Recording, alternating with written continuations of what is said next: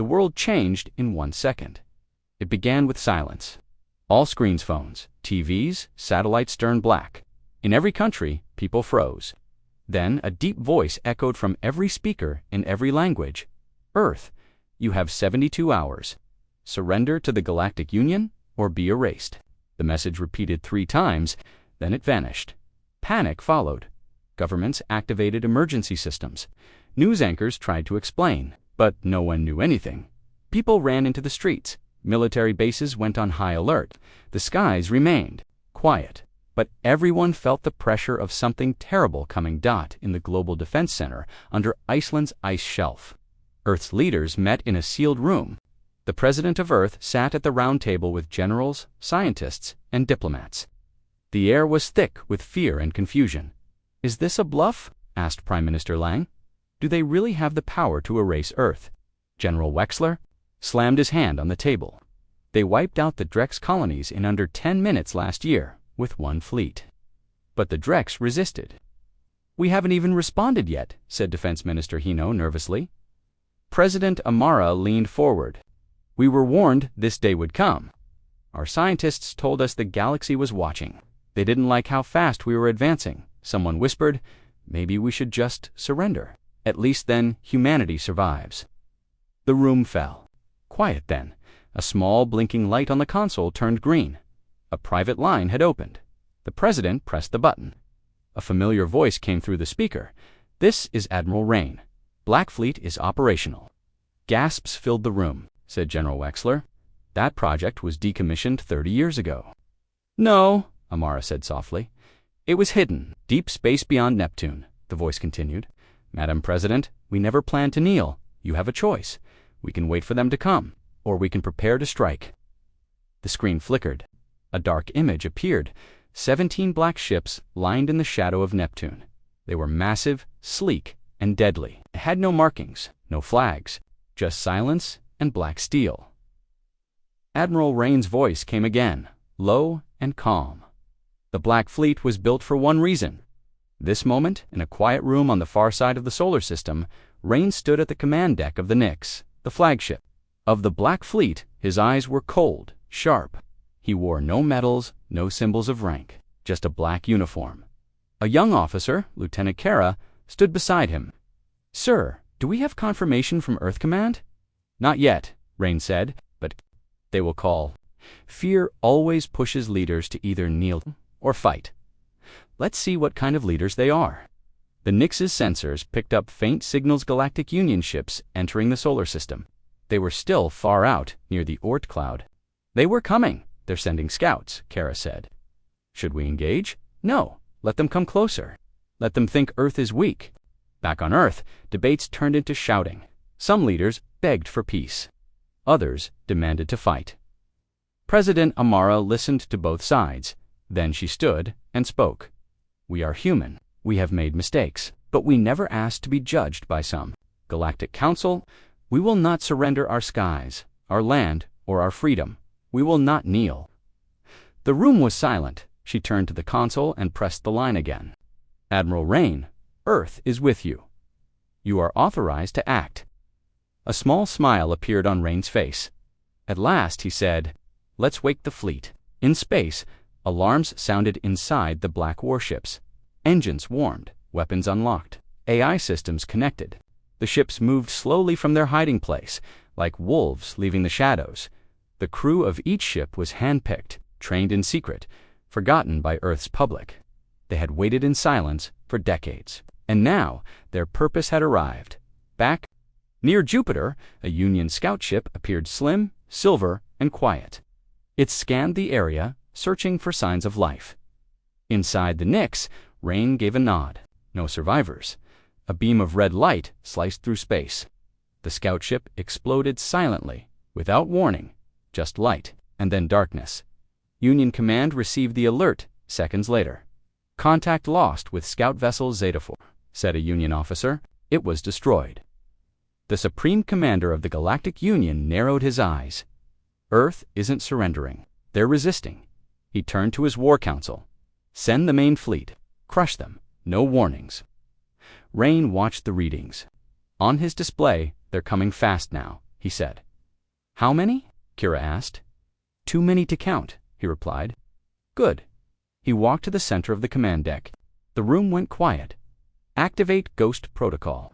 Shut down all transmissions. Stealth mode across the fleet. We vanish now. The ships disappeared from sensors, cloaked in shadow and silence. An hour later, a Union battle group arrived near Saturn. They moved slowly, scanning the region. Nothing here, said one commander. Suddenly, a flash of movement.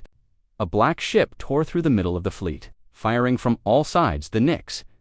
Chaos erupted. Union ships scrambled to respond, but they couldn't lock on to the attacker. Black fleet ships appeared and vanished like phantoms. Within 5 minutes, 4 Union ships were gone. The Union commander screamed, "What is this? What tech is this?" Back on Earth, the president received a short message. Battle has begun. First strike successful. Black fleet holding. Rain. The people of Earth didn't know it yet, but war had already started and their secret fleet was fighting it in the shadows of space. In the underground bunkers, President Amara walked alone for a moment. Her hands shook. A soldier approached. "Madam President, are we really going to win?" She looked up, eyes hard now. "I don't know, but we'll never be slaves." Out in space, the stars watched, silent, cold, and the Black Fleet kept moving forward. Darkness filled the edges of the solar system. Far beyond Pluto, beyond the reach of most telescopes, something stirred in the void. Not light, not noise, just motion slow, precise, and hidden. In the shadow of Neptune's moon, Triton 17, black warships floated like silent beasts. They had no signal, no broadcast, and no visible engines. Each was coated in a material that bent light and hid heat-true stealth technology unknown to most of the galaxy. This was the Black Fleet, and now for the first time in 30 years, it was waking up. Inside the command deck of the Nix Admiral Rain stood silently, watching a holomap of the solar system. Bright red dots marked enemy movement. The Union fleet was approaching. The enemy believed Earth was defenseless, that surrender would come easily. They had no idea what waited for them. A low chime echoed across the room. Then the voice of the ship's Unix herself spoke calm and cold. Black Fleet systems online. All warships reporting. Cloak status, green. Weapon arrays, green. Engines charged at 87%. Lieutenant Kara walked forward. "Admiral, all ships are synced. We're ready." Rain didn't answer immediately. He stared at the holomap, watching the enemy's slow approach from deep space. He could see their patterned height, cautious, efficient. The Union wasn't rushing. They were surrounding Earth like wolves circling prey. He turned. "We are the knife in the dark. They think we are prey. Let's teach them fear." "Orders, sir," Kara asked. "Begin silent ignition. Full fleet drift mode. Move us from Tritons. Shadow 2 formation. Deltanine, we approach Saturn without detection." "Yes, sir," across the black warships. Engines hummed almost inaudible, like a whisper. Ships glided forward, invisible to radar and light dot.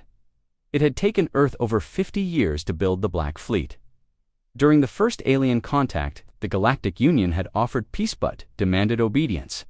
Earth joined only to survive. But even then, a small group of leaders believed war would come. They created the Black Fleet in secret. Hidden from public records and even most of Earth's governments, these ships were built from salvaged alien tech and human engineering, piloted by the best soldiers who had disappeared from records, trained in silence, waiting, and now, the waiting was over. On board the Black Fleet's ship, Obsidian Thorn, Captain Elias nodded to his crew. "Begin shadow maneuver. We ride behind Saturn's rings. If we do this right, they won't see us until it's too late." His pilot, a quiet woman named May, smiled. "I love a good ambush." Meanwhile, back on Earth, President Amara stood. In the Global Defense Chamber, the news of the scout ship's destruction had spread. But Earth's population still didn't know the Black Fleet existed. The government debated whether to reveal it. "Madam President," said General Wexler, "we must give people hope. Let them know we've struck back." But she shook her head. "No, not yet. Let the Black Fleet stay in the shadows. We only get one surprise attack. Let the Union think we're still weak." The room agreed. Then a private message arrived. Was from Admiral Rain. Union fleet advancing. Estimated arrival, 36 hours. Black fleet in position. First wave ready. Awaiting final directive. President Amara typed her reply slowly. Do what must be done. Strike first, strike hard. In deep space, Nix received the message. A soft alert chimed on every ship. All captains stood by for the code. Rain stepped. Forward on the deck, send the signal. Kara pressed a single red button on the panel. Across the fleet, every ship's main screen lit up with 2 words. Raven Wings. It was the operation code. The attack would begin. The Union flagship. Solar Ascendancy was cruising near Saturn when the officer on duty raised an alert. Sir, I have motion near the rings.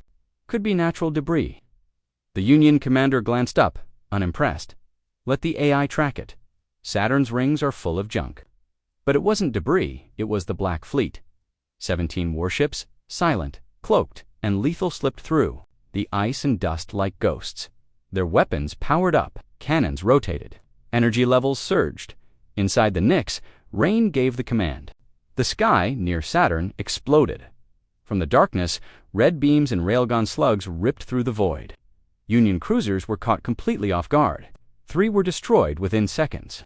Return fire, screamed the Union commander. But there, sensors couldn't find the attackers. Where are they? They're everywhere. More explosions. A torpedo struck the Union support carrier. Fires spread through its hull. Escape pods launched, but the Black Fleet ignored them. This wasn't about prisoners. It was about a message back on Earth. The Black Fleet's signal finally reached the Global Defense Chamber. A silent video feed, Saturn in the background. Fire in the foreground. Union ships burning. President Amara stood, she pointed to the screen. Send this feed to every nation, every device, every station. Let the world see. Within minutes, Earth saw what no one had expected. Earth was not helpless. Earth was fighting back, and Earth was winning. On board the Union's command vessel, panic took over. Their tech couldn't detect the attackers. Their weapons couldn't. Lock on. Their formations collapsed. They're not even broadcasting signals. One Union officer cried, What kind of ships are these? The commander turned pale. Humans have built assassins. Back in the Nix, Rain watched the chaos unfold. We could finish them, Kara said. Not yet, Rain said. Let a few escape. She looked at him, confused. Why? He smiled coldly. Let them report what they saw. Let the galaxy know what Earth has waiting in the dark. By the time the Black Fleet retreated, the Union had lost 7 ships. The rest limped away, badly damaged. Heading toward deep space to regroup, the Black Fleet vanished again, disappearing like smoke. On Earth, people cheered. Social media exploded with rumors. Is this real? Earth has warships like that. We're not slaves, we're fighters. Children painted images of black warships on walls. Old soldiers raised Earth's flag again. Hope returned. But Admiral Rain wasn't celebrating in his private room. He looked at a worn photograph of his old team 20 years ago, before they disappeared, before they became ghosts. We waited so long, he whispered, and now the fire begins. Above Earth, far from public view, the stars watched silently, but in the shadows between those stars, something else moved. The Black Fleet had risen, and the galaxy would never be the same again. Space was quiet again. The smoke of battle still floated near Saturn's rings. Pieces of broken Union ships drifted in silence. Fires had long gone cold. No sound, no voices. Only the empty echo of what had happened. 17 warships had attacked. Without warning, they came like shadows. And just as quickly, they disappeared. The Black Fleet, the Union, had lost 7 ships in under 15 minutes. 3 cruisers, 2 carriers, a scout, and a destroyer destroyed before they could even fight back. No warning, no escape. Just sudden death from the dark dot inside the Union Command Center. High above the moon, Arcana Supreme Commander Tarzan slammed his metal fist on the table. 7 ships lost. 7 to who? Earth. His officers stood in silence. Earth doesn't have that kind of technology, Tarzan growled. They barely passed galactic entry tests. They weren't even allowed in our science circles. So how did they do? This Vice Admiral Vorex stepped forward. He looked older than most, with tired eyes and 3 cybernetic implants on his head. Sir, he said slowly, we believe the fleet that attacked us isn't public knowledge. It may have been built in secret, hidden from the galactic eye.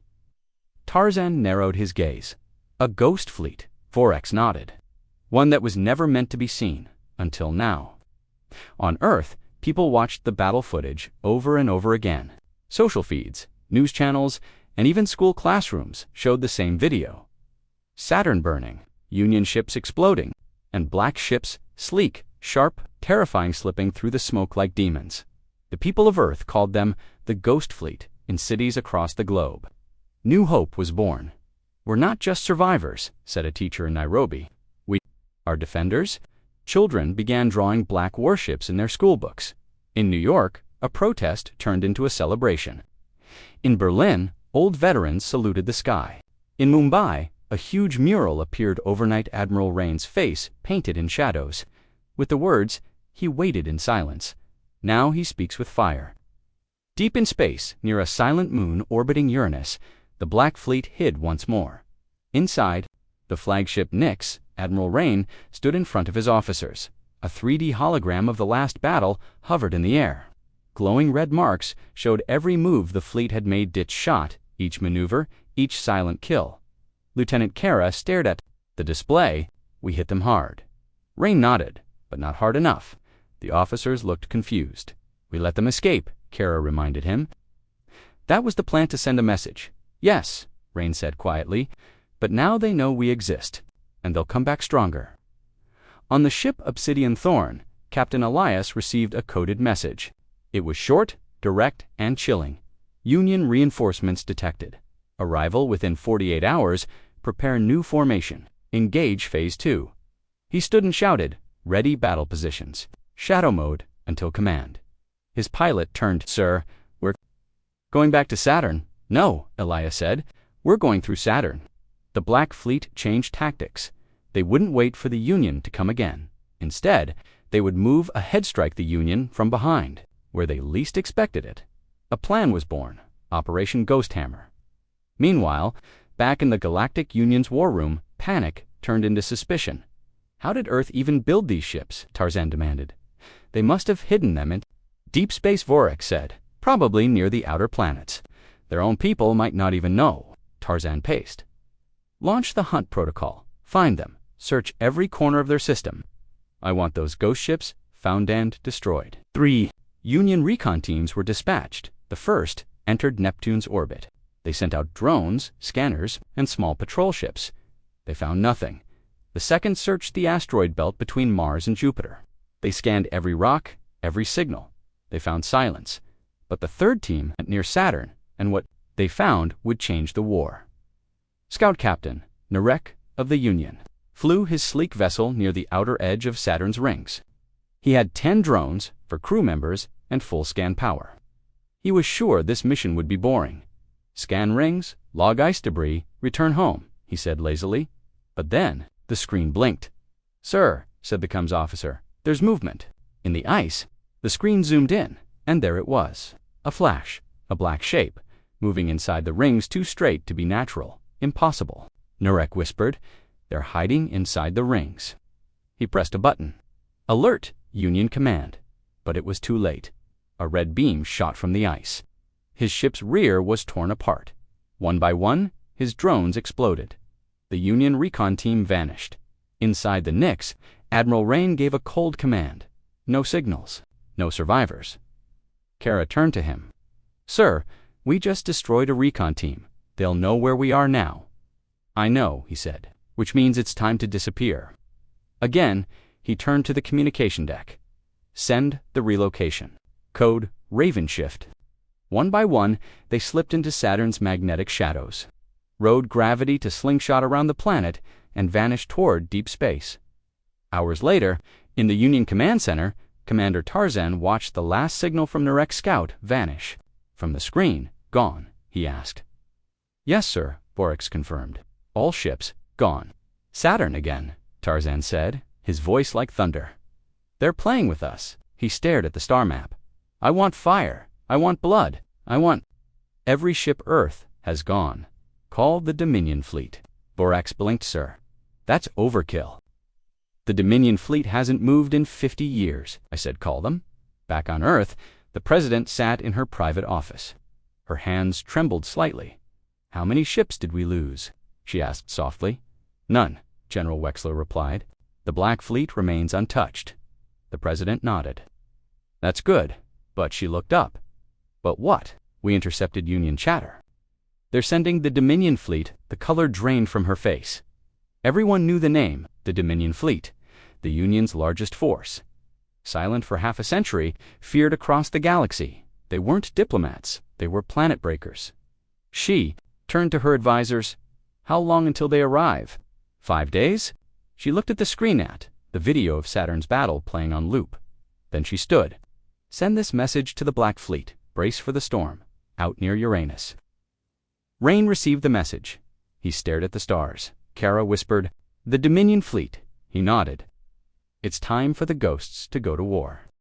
Storm was coming. The Dominion fleet, the most powerful force in the Galactic Union, had left its fortress in the Zarnox system. For 50 years, it hadn't moved. Now, it was heading straight for Earth. 30,000 warships, 3 planet-cracking dreadnoughts, millions of soldiers. They were not coming to negotiate. They were coming to end Earth. Inside the Global Defense Chamber, buried deep under the Antarctic ice, the leaders of Earth sat around a large black table. Holograms hovered in the air, moving red dots across the stars. More red dots than anyone had ever seen. President Amara stood at the head of the table. Her face was calm, but her voice was tense. You've all seen the data, she said. The Dominion fleet will reach our system in 5 days. Their speed is faster than expected. We must decide, do we fight or do we surrender? The room exploded with voices. Fight? With what? We have one hidden fleet. Surrender means survival. At least we live. We already attacked them. They won't accept surrender now. We can't win against 30,000 ships. Then we die standing. Shouted at General Dot. President Amara raised her hand. The room fell quiet. I understand your fear, but fear is not a plan. She looked around. We are a planet of 8 billion people. Scientists, workers, families. We have one weapon, they don't. Understand our spirit. Some leaders nodded. Others remained silent. Then she turned to the shadows at the edge of the room. A man in a long black coat stepped forward. He wore no medals. His voice was low and sharp. I'm Commander Rial, Intelligence Division. I've spoken with Admiral Rain. Everyone turned toward him. The Black Fleet is preparing a new strategy. But they'll need more than orders. They need Earth's full support. Support? Asked Prime Minister Lang. We don't have any more fleets. We have something better, Rial replied. We have time and we have minds. He activated a holomap. Earth's scientists have been developing defense tech for years in secret. We have experimental gravity mines, ion field disruptors, and quantum decoys. Never tested in real war. But Rain can deploy them if we deliver them in time. And if we don't, someone asked. Rial looked cold.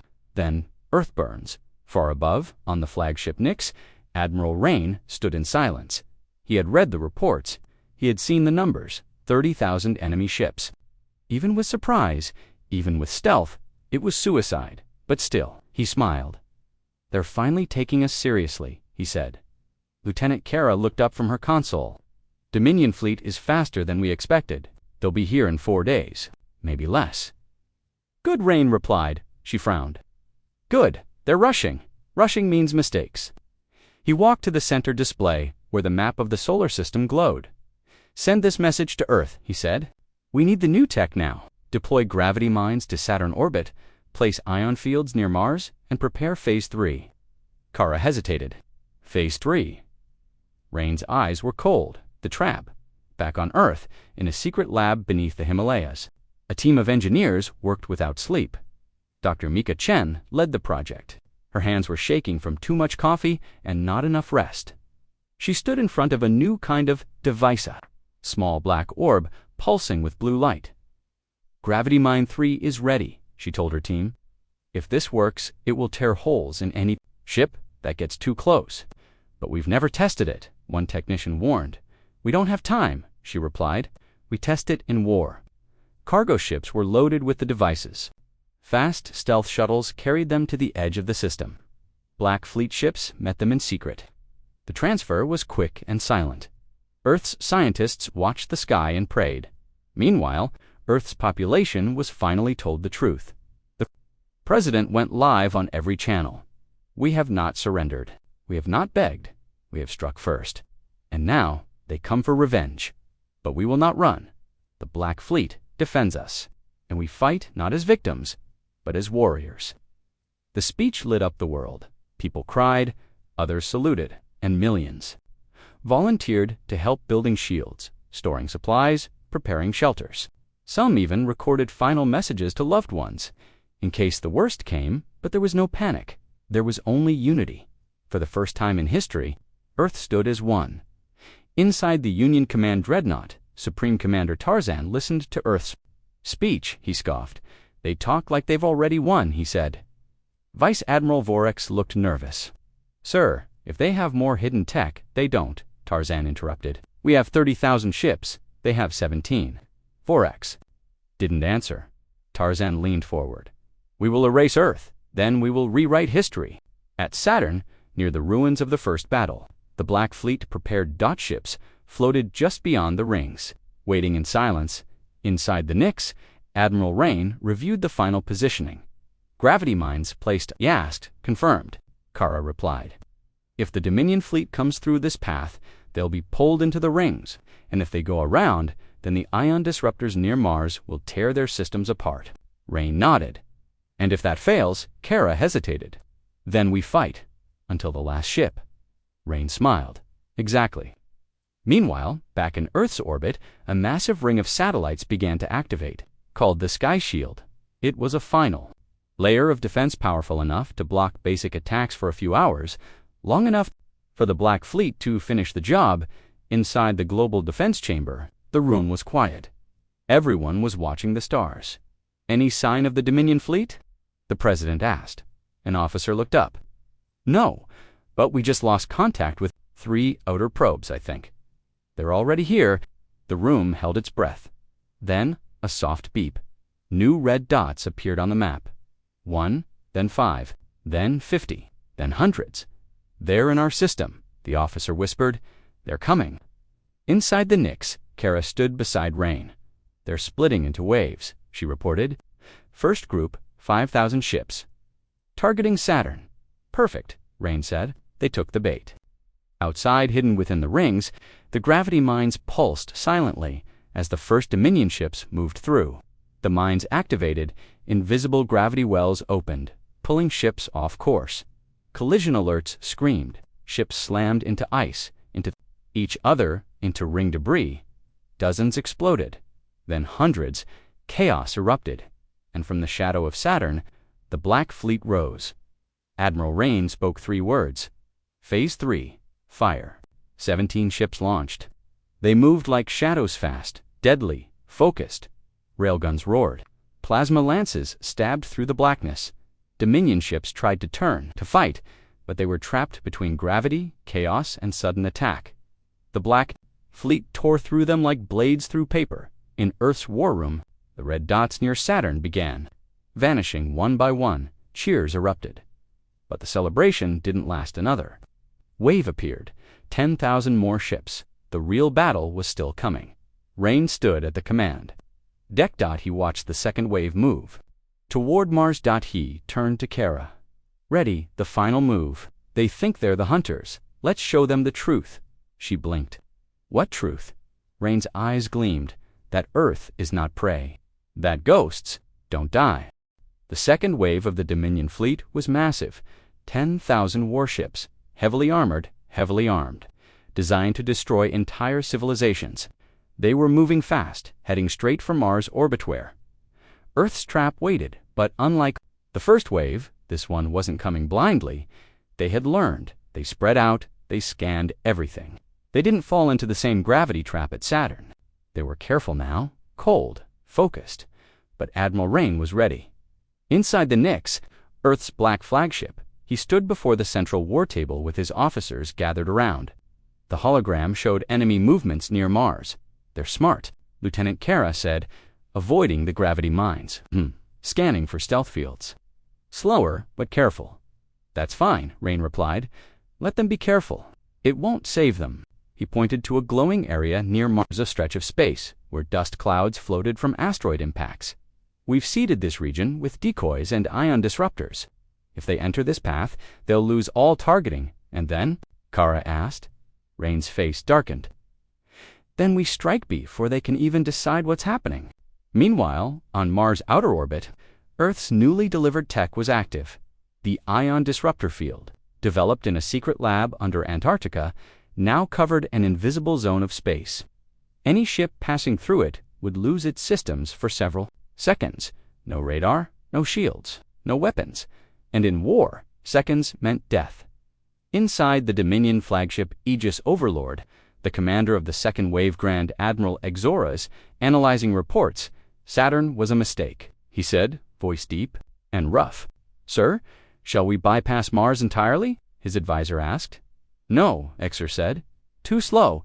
We move forward, but carefully. Deploy scanning drones every 100 kilometers. Thousands of small drones spread out from the fleet, each one scanning for hidden weapons or cloaked ships. But they didn't see the ghosts inside the Nix. Rain watched the enemy's movement slow and shift. They were approaching the ion field. The trap was perfect. "Do not fire," Rain ordered. "Let them come." He nodded. "All ship strike." From behind Mars' small moon, Phobos, the Black Fleet emerged. 17 warships, cloaked in silence, shot forward like arrows. Railguns fired. Plasma cannons exploded. Enemy cruisers were torn apart before they even realized they were under attack. A Dominion destroyer turned to respond, but its systems were still offline. Too slow, too late, it exploded into fire. One after another, Dominion ships fell. Their formation crumbled. Ships tried to escape the ion field, slamming into each other. Unable to coordinate inside the Obsidian Thorn, Captain Elias gave rapid orders. Focus fire on their command vessels. No mercy. 5 enemy command ships were targeted. Within minutes, all 5 were gone. Back in Earth's command chamber, cheers rose as red enemy dots vanished from the map. President Amara stood slowly, watching the battle unfold in real time. "They struck first," she said. "But now we strike before they even know what hit them." General Wexler smiled. "Ma'am, they're not way for us." She nodded. "Let's keep it that way." Inside the Dominion flagship, alarms blared.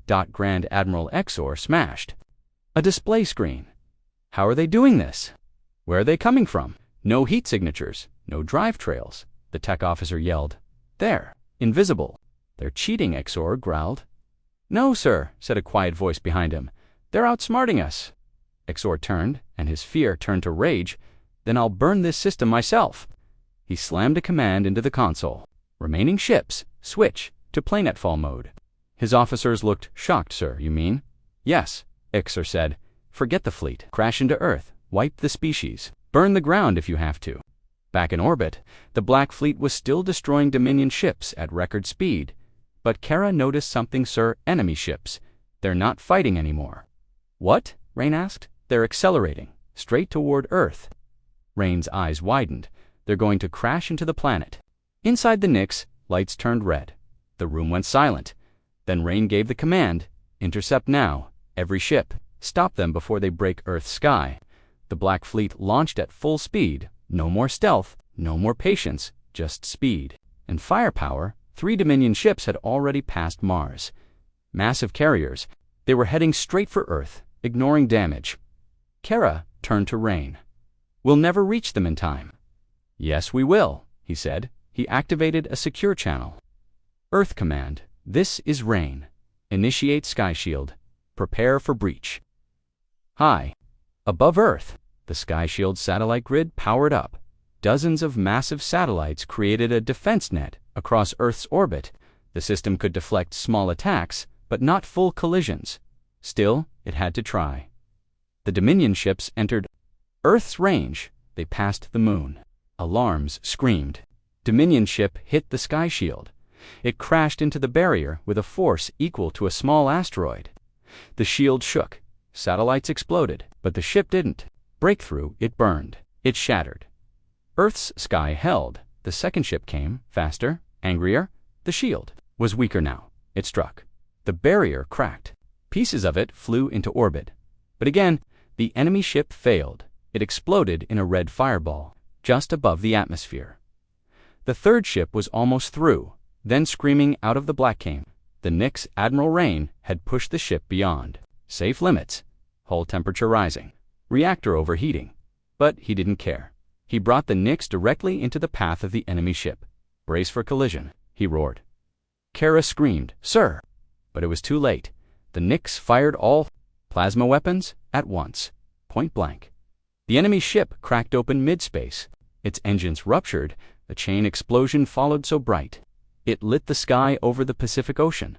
The final crashed ship was gone, and so was Earth's sphere. Silence followed. Then, Earth cheered.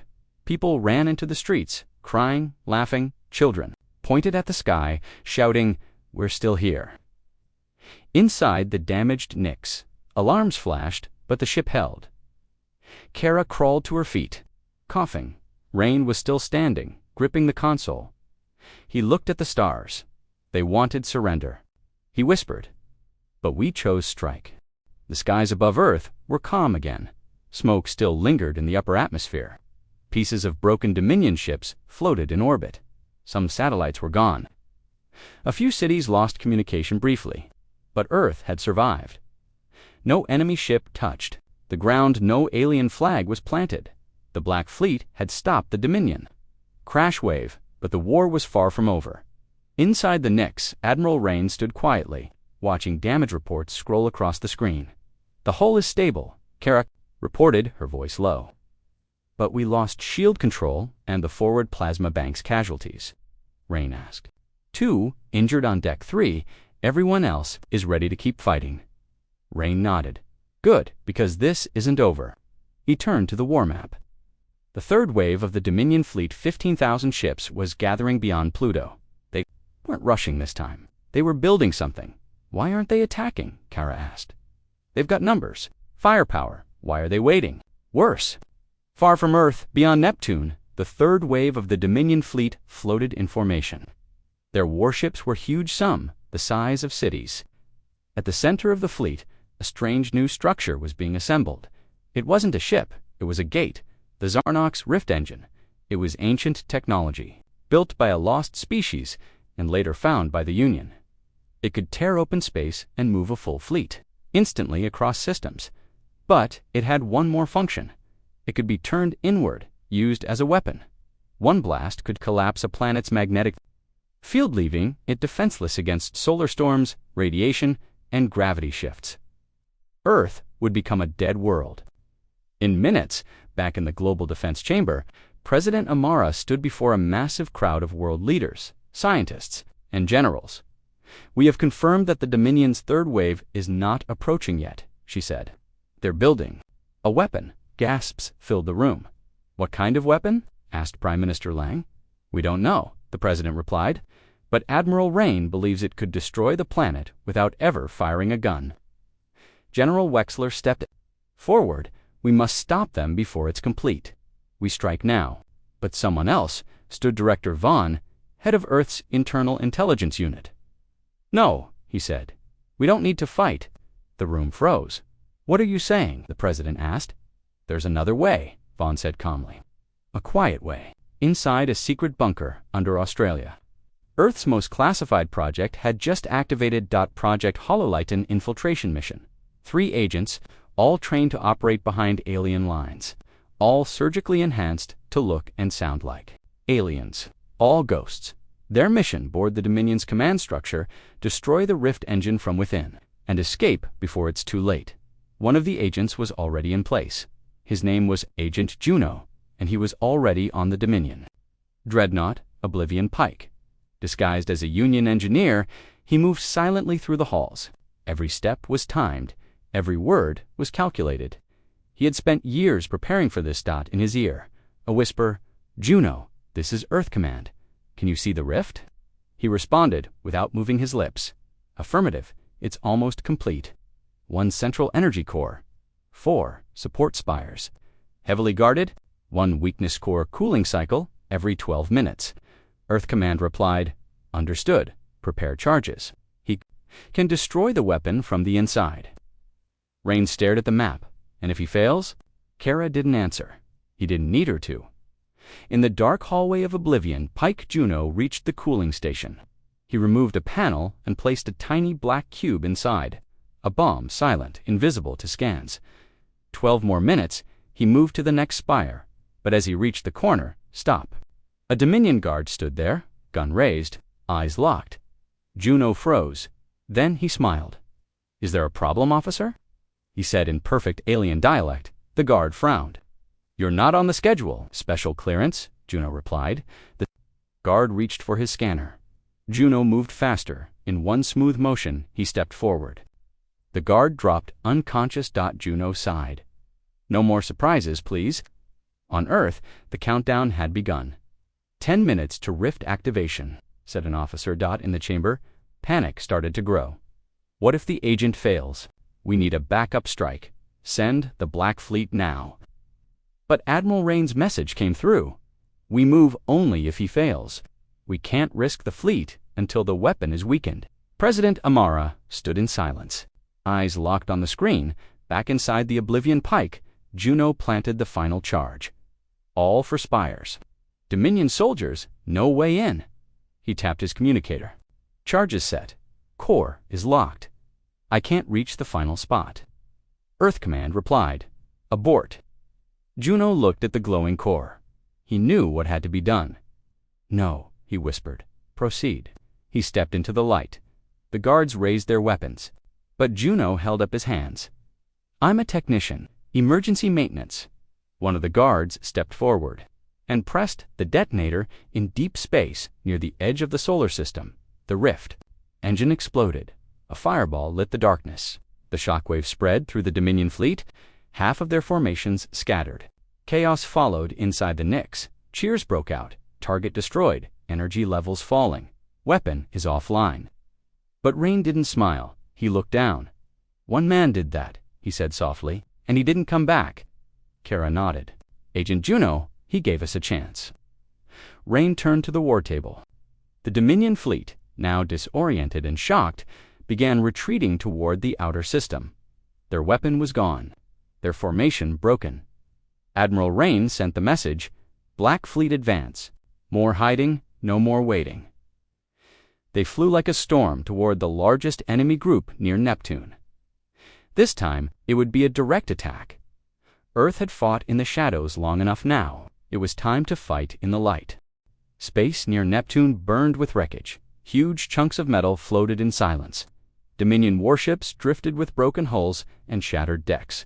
Their command systems were confused. Their communications jammed. Their fleet, once proud and unstoppable, was in disarray. At the center of the chaos, the Black Fleet arrived. 17 warships, sleek, silent, ready. But this time, they didn't hide in shadows.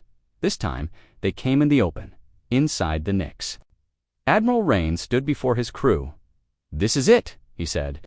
No more tricks, no more delays. This is where we break their spine. The bridge lights were dim. Red warning symbols glowed faintly from previous battles. But every officer stood tall. Every gun was loaded. Every engine was burning hot. Rain pointed to the screen, where the largest remaining Dominion force regrouped near Neptune's moon Proteus. They're weak, he continued. They're angry. But they still outnumber us 10-1. He looked at each of them. Do we care? The crew shouted in one voice. No, sir. The plan was simple. Strike fast. Strike hard. Use Neptune's gravity as a slingshot. Divide the enemy. Destroy their command ships. Kara stood by Rain's side, checking the final coordinates. Sir, our stealth systems are still offline. They'll see us coming. I want them to see us, Rain said. Let them fear what's coming. She smiled. Then let's give them a show. Meanwhile, inside the Dominion's last surviving dreadnought, Void Rain, Grand Admiral Exor raged rebuild the Rift engine. He shouted, Call for reinforcements. A tech officer trembled. Sir, It's gone. The human agent destroyed it. Zarnek's energy is unstable now. We can't repair it. Exor's fist slammed the table. They are humans. They were supposed to surrender, sir? Another officer said, voice shaking. The Black Fleet is approaching. Directly, Exor turned toward the screen. There they were, 17 warships, charging through the remains of his once mighty armada, moving like wolves toward their final kill. The battle began. The Black Fleet entered Neptune's orbit at full speed. Gravity slingshot increased their momentum. They fired as one. Plasma beams cut through space. Railgun rounds exploded. Inside enemy engines. One Dominion cruiser exploded in the first 7 seconds. Then another dot. Captain Elias, aboard the Obsidian Thorn, gave sharp orders, punched through the center, split their line. 3 Black Fleet ships charged through the middle of the Dominion formation, scattering their defensive wall. The enemy returned fire, but they were too slow, too broken, too confused. Their targeting systems couldn't keep up. Black Fleet ships weaved between them like lightning. Inside the Nix, Kara reported. Void Rain is pulling back. Rain narrowed. His eyes. They're running, or regrouping, she said. He turned to his gun officer. Target, Void Rain. All forward plasma. Let's end this. Back on Earth, the Global Defense Chamber was silent. Everyone watched the feed from the front lines. The president stood motionless, her hands clasped behind her back. General Wexler whispered, "This is it. If they win, it's over." And if they lose, someone asked, no one answered. They all watched and prayed on the battlefield. 2 Dominion ships rammed each other by mistake, too damaged to communicate, too slow to maneuver. The Black Fleet took the chance. "Ships," Rain ordered. No survivors. Explosions lit up the dark sky. One by one, the red enemy dots on the war map vanished. But then Sir Kara shouted, "Void Rain is turning. It's coming back." Rain's eyes widened, so they're not retreating. "No, sir," she said. "They're coming right for us." The Void Rain, massive and terrifying, turned its full power toward the Nix. Inside the Dominion dreadnought, Grand Admiral Exor gave his final order. "Ram them," his officers gasped. "Sir, we'll die too, so be it," Exor growled. "If I fall, I take their commander with me." Back aboard the Nix, collision alarms blared. "Brace for impact," Kara screamed. "They're not slowing down." Rain's mind raced. They couldn't dodge. They were too close, but maybe they didn't need to. "Bring the forward railgun." "Online," he ordered. "Aim for their core. Fire everything." Kara stared at him. "Sir, if we miss, we don't miss." The 2 flagships raced toward each other. One, the mighty Void Rain, larger and stronger. The other, the battle-worn Nix Guard, but unbroken. They met in fire, the Black Fleet. Unleashed every weapon at once. Missiles, beams, slugs, plasma. The Void Rain took the hits, but cracks began to show. Its armor peeled, fires burst from its side, but it kept coming, then dash boom. A direct railgun hit struck its core. For a second, all sound vanished, then a blast wave exploded in every direction. The Void Rain broke apart in a storm of fire and metal. Its command deck flew in pieces, its engines scattered into space. It was over. Inside the Nix, lights flickered. Smoke filled the air. Kara coughed. "Shields gone. Hull damaged." "But we're still flying," Rain said. He stood slowly. "Did we get them?" She nodded, smiling. "Through the smoke we got them." The rest of the Dominion ships stopped fighting. Some powered down, some turned and ran, some surrendered without a word. The Black Fleet did not chase. They had made their point. Back on Earth, the map turned blue. No more red dots. The war was over. People cried. People shouted. Sirens wailed not in warning, but in celebration. From New York to Tokyo, from Cairo to Rio, the people of Earth stood as one. Children ran through the streets, waving flags. Old veterans saluted the sky, and across every screen came the same message: Black Fleet victorious, Earth stands free. Inside the Global Defense Chamber, the president looked out the window. She spoke quietly to herself. "They told us to surrender, but we chose vengeance. And now, the stars remember our name." Inside the Nix, as repair crews moved through, the deck's Admiral Rain stood in silence. He looked out at the broken ships, the glowing pieces of enemy wreckage, and the light of Neptune behind it all, Kara stepped beside him. We did it. No, Rain said. Earth did it. The scientists, the soldiers, the ones who never gave up. He paused, and the ones who never came back. He looked toward the stars. Rest easy, Juno. We finished what you started. The Black Fleet didn't return to Earth right away. They stayed in orbit, watching, guarding. The Union had been broken, but the galaxy was still watching, and Earth was now something new. No longer a colony, no longer a small voice. Now it was a power. Now it was a power. Now it was free. Victory had a strange silence. After the last Dominion ship fell, the battlefield near Neptune was quiet. There were no more explosions, no more alarms, just cold stars and broken metal. The Black Fleet floated like statues among the wreckage. No cheers, no celebrations, only breathless quiet. Because even in victory, the cost had been heavy. Inside the Nix, Admiral Rain stood on the bridge, his hand resting on the cracked railing. Sparks still flickered from damaged panels. Smoke drifted through the vents. Crew members moved slowly. Some limped. Others had their uniforms burned or torn. No one smiled. Lieutenant Kara stepped up beside him. Her arm was in a sling. Confirmed damage reports, she said quietly. 3 Black Fleet ships lost, 5 damaged, 47 casualties. Rain closed his eyes, and the Dominion. 70% destroyed, 20% fled, 10% surrendered. He nodded, then turned toward the war table and whispered, "We won, but at a cost." Back on Earth, the people were cheering. Billions watched the news. Earth defeats the Dominion fleet. The Black Fleet saves humanity. Aliens ordered us to surrender, we answered with fire. Flags waved. Families hugged. The sky was clear, and hope had returned. But in the Global Defense Chamber, President Amara and her advisors weren't celebrating. They were preparing, because they knew what the people didn't. The war may have ended, but the galaxy had just awakened. "We destroyed the Dominion's fleet," said General Wexler. But that wasn't just a military force. That was the Galactic Union's pride, their hammer, and now we've broken it, said Director Vaughn. They won't forget that. President Amara stood at the window. Her voice was calm but sharp. "We've sent a message. Earth is not weak, but now we must decide who we are." A quiet knock came at the chamber door. It was Dr. Mika Chen, lead scientist of Earth's Hidden Defense Program. Her face was pale. Her hands were shaking slightly. "I'm sorry to interrupt," she said, "but there's something you need to see." She activated a hologram. It showed data from deep space, a signal, a distress call, but not from Earth, not from the Union it came from. Somewhere else. "Unknown origin," Mika explained, "but the encryption matches pre-Union code. Very old, ancient, even." "What does the signal say?" asked the president. Dr. Chen hesitated, then played the message. A robotic voice echoed through the room, warning. "Do not activate Zarnok's rift technology. The core is watching." Repeat, "The core is." The message ended in static.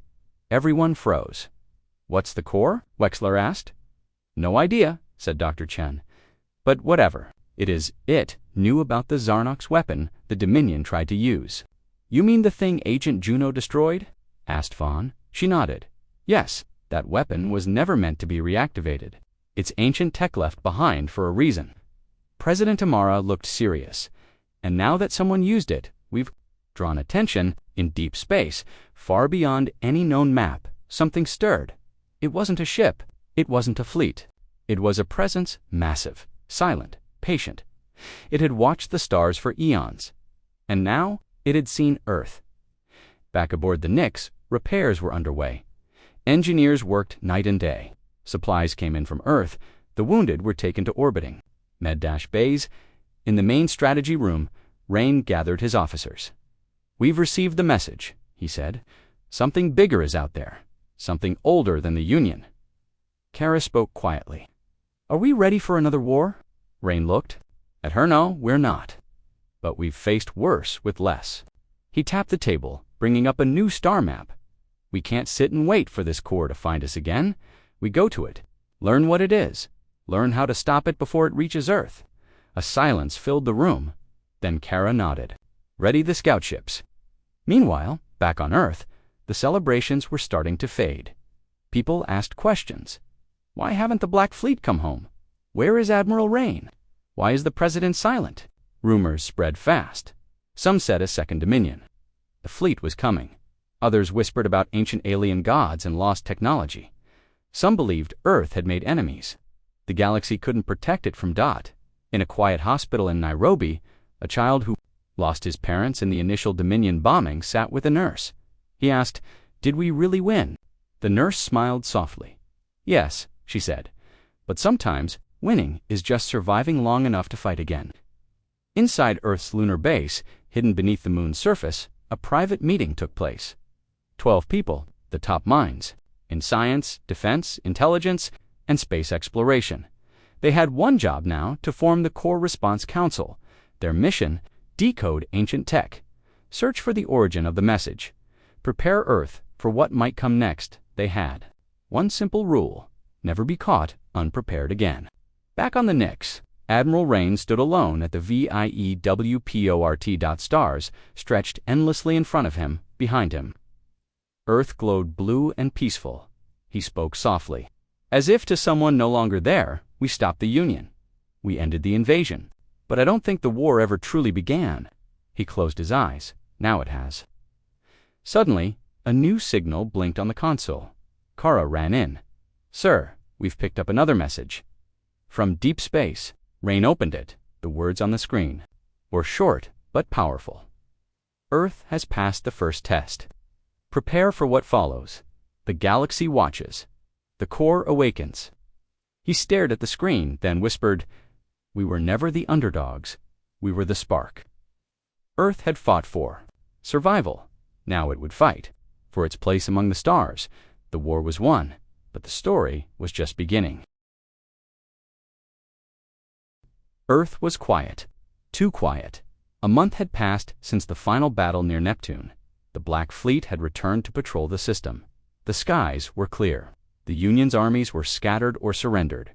The Dominion fleet was nothing but scrap floating in the void. Engineers repaired satellites and space elevators. Children went back to school. But beneath that peace, something darker was growing. Everyone felt it.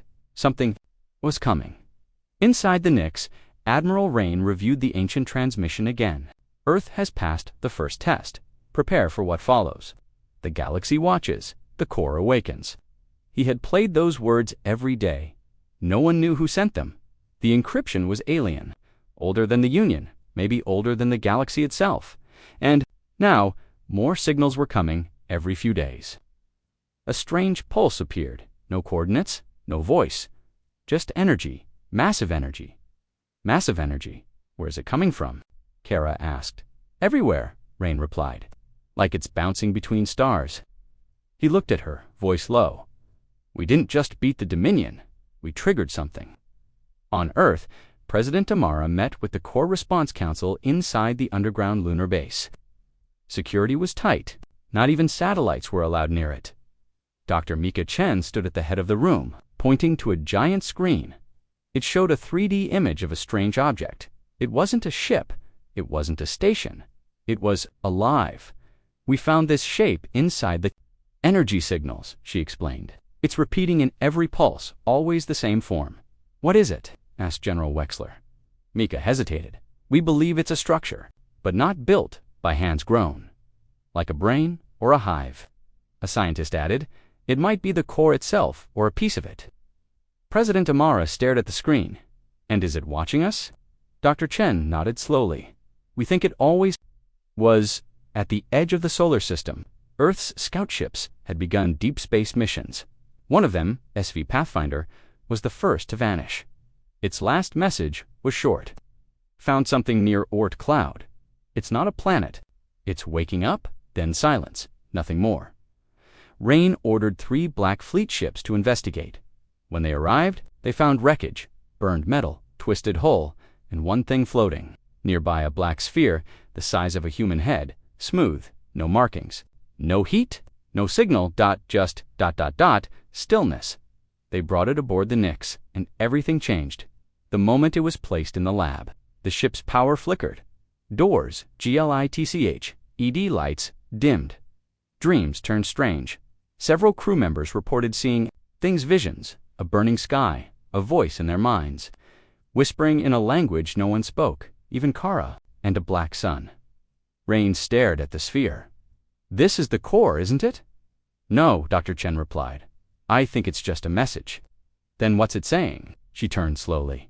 "That we woke something up, and it's coming back." On Earth, scientists were building Project Bakuna, massive deep space sensor designed to track unknown threats. It was placed on Europa, one of Jupiter's frozen moons. The idea was simple. If anything entered the system, Beacon would see it before it got close. But on its first test, DAET detected something. Not a fleet, not a comet, a hole. A rift opened just beyond the Kuiper belt. It wasn't natural, and from it something emerged. Not a ship, not a creature, a shape, like a floating fortress, but alive, no engines, no weapons, just presence. Beacon sent one final scan, then shut down. Every system melted. Inside the Nix. Alarms rang. Mass reading just outside Neptune orbit. Unknown origin. Kara looked up. "Is it Union?" Rain shook his head. "No, they don't have tech like this." "Then, what is it?" He walked to the window and stared into the void. "We're looking at the answer," he said softly. "The core has sent a scout." The object hovered in silence. It made no sound, no signal, no demand, just watched. A single camera probe from the obsidian thorn approached it. As it got closer, it recorded a strange symbol on its surface. Not a language, not a warning, a mirror. It showed Earth, not now, but in fire, cities burning, skies red, oceans dry, a vision of destruction. When the footage was brought back to the Nix, no one spoke. Finally, Kara said it.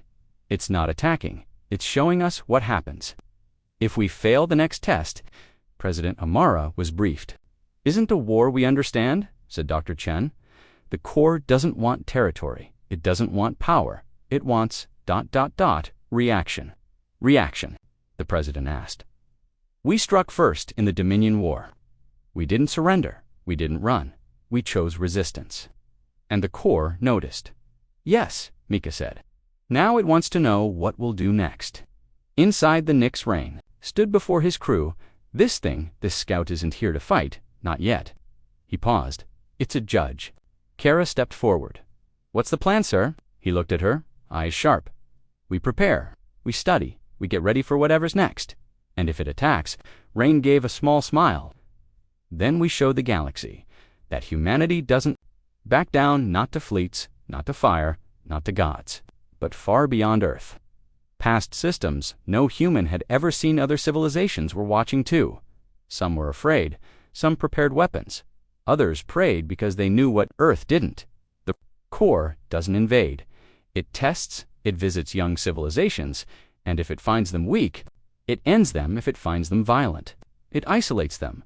But if it finds them strong, united, and dangerous, it changes everything. Back aboard the Nix, the black sphere in the lab cracked open.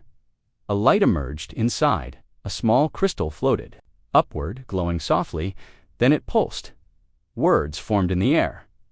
"Second, test begins. Earth must choose." Rain stared at the message. "What choice?" Kara asked. The light pulsed again. A second line appeared. "Expand or extinct."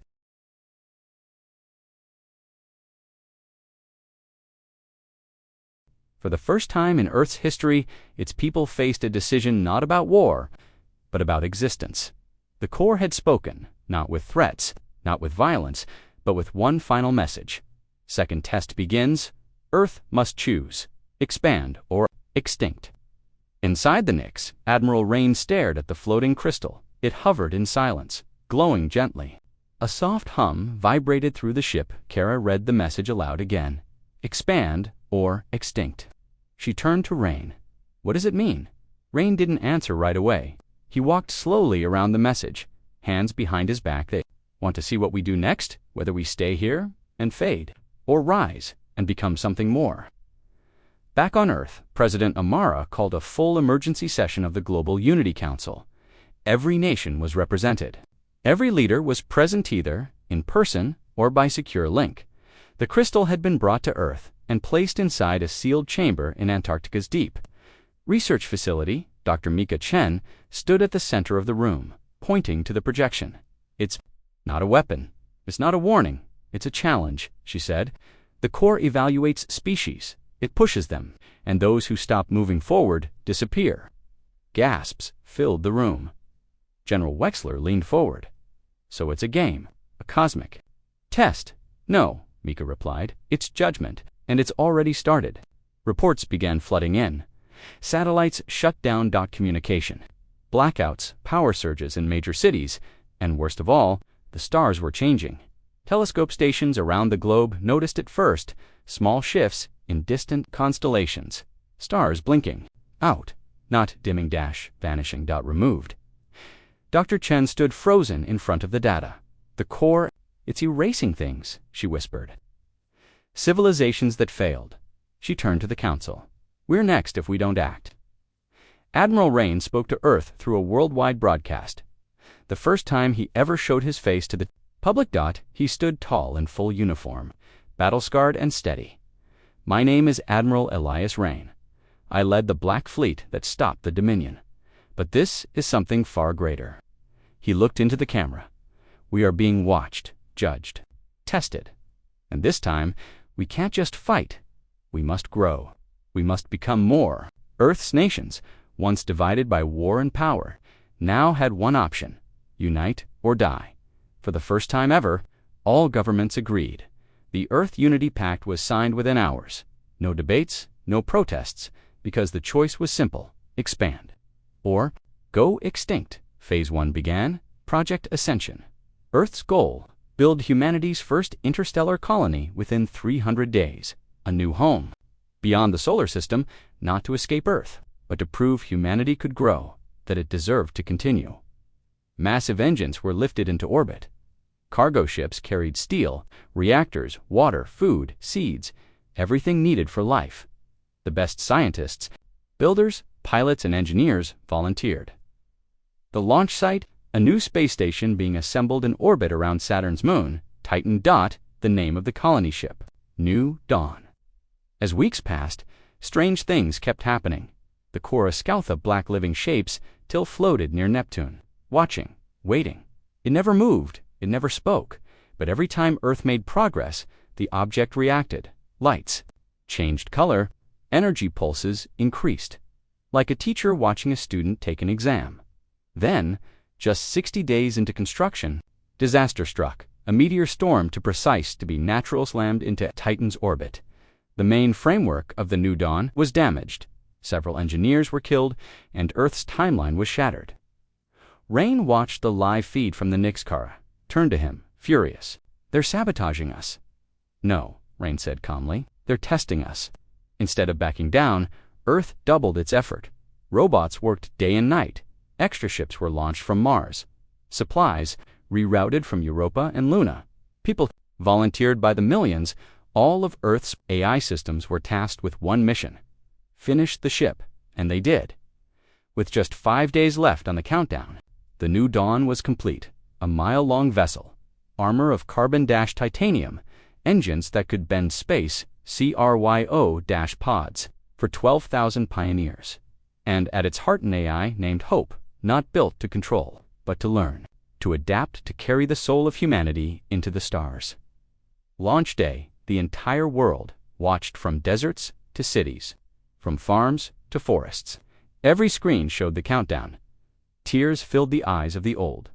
Wonder shone in the eyes of the young. The president, standing beside Rain and Kara, spoke the final words: "We choose to expand. We choose life, and we will not be erased." New Dawn launched. Its engines lit the black dot. It tore through the stars, heading for a nearby system where water, air, and land had been confirmed. It was not the end. It was the beginning. And then, the Core Scout moved. For the first time since its arrival, it turned dot and sent a signal, not one of destruction, but of acceptance. Inside Earth's deep research facility, the floating crystal cracked dot from inside, another message appeared. Phase 2, complete. Earth has chosen survival.